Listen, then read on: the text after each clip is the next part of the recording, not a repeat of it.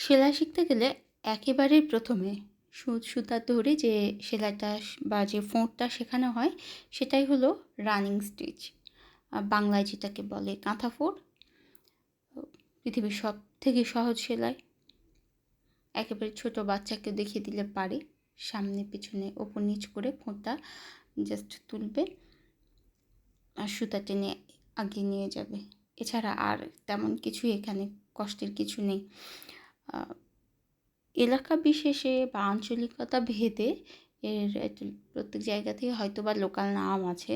যেমন যশোরে এই সেলাইটাকেই যশোর স্টিচ বলে।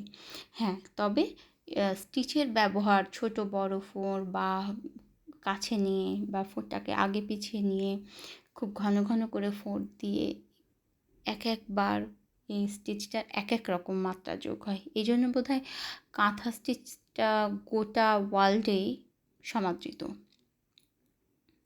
এবং এটাতে ভরাট কাজও তো করা যায়, এটাতে এত চমৎকার ধাঁচের কাজ করা যায় যে অনেক সময় মানুষ ধরতেও পারে না এটা কোন স্টিচের কাজ।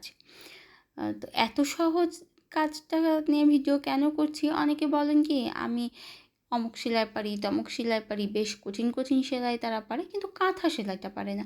বলে কিছুতেই কেন যেন সহজ হয় না, কিছুতেই যেন কাঁথা ফোঁড় হয় না ভালো। এই জন্য মনে হলো একটা ভিডিও করি। কাঁথা সেলাই আসলে খুব সহজ। হ্যাঁ, লাইনটা সহজ হওয়া একটু কঠিন হয়ে যায়। সব ক্ষেত্রেই তো আপনি পেন্সিল বা মার্কার দিয়ে দাগ দিয়ে নিতে পারবেন না।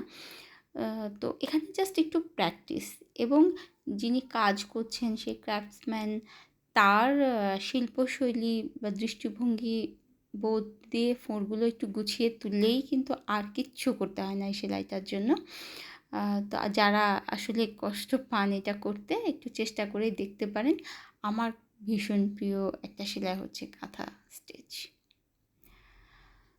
ধন্যবাদ সবাইকে।